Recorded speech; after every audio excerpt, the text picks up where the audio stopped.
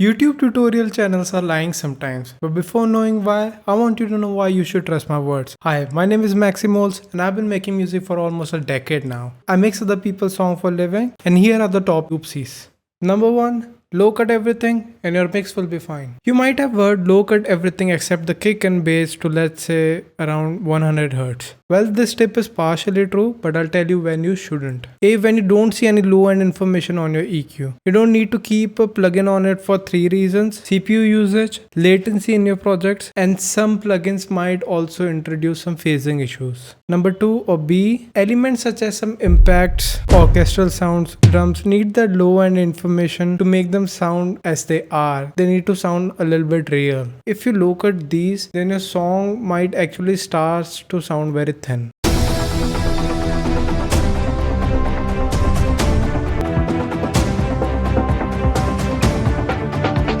We low cut everything because low frequencies are very hard to control. But why can't we do something similar for mids and highs? There could be too much mids or too much highs, so try to reduce them when needed. Number 2, keep your sub bass mono. Well, here is a track by the OG Skrillex. And notice the low end information on Ozone Imager. I bet these producers won't go and tell Skrillex, yo bro, your sub bass is not mono.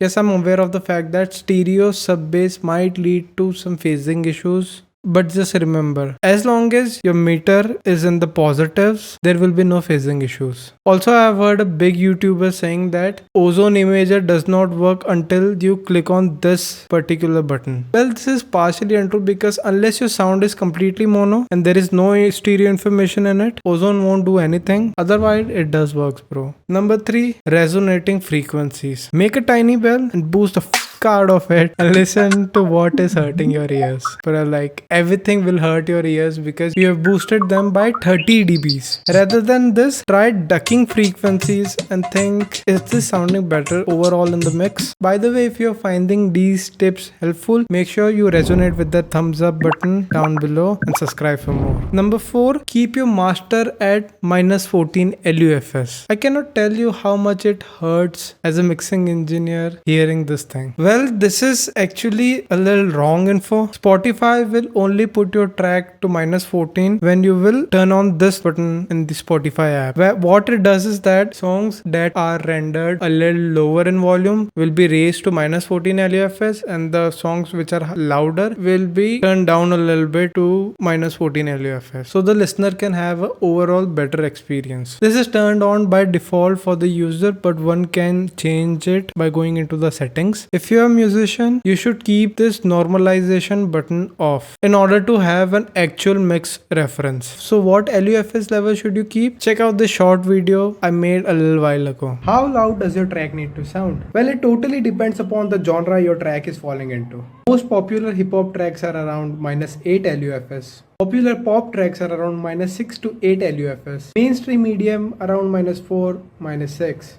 And if you are Virtual Riot or Skrillex, you can go as crazy as -3 or -4 LUFS. Number 5, doing tweaks on solo. Well, this is not technically a lie, but mostly you should be hitting that solo button. When you solo an element and you mix it, you have no idea how it sounds in the context. YouTubers solo because they want you to know what the effect is actually doing. Always remember, you need to make the mix sound good overall in the context, not just a particular element. It would be almost like you ordered a shake and the ice cream on the top is really good, but the shake is kind of whack. There you go. If you have any questions, let me know in the comment section below, or you can DM me on Instagram as well, and I'll see you when I'll see you.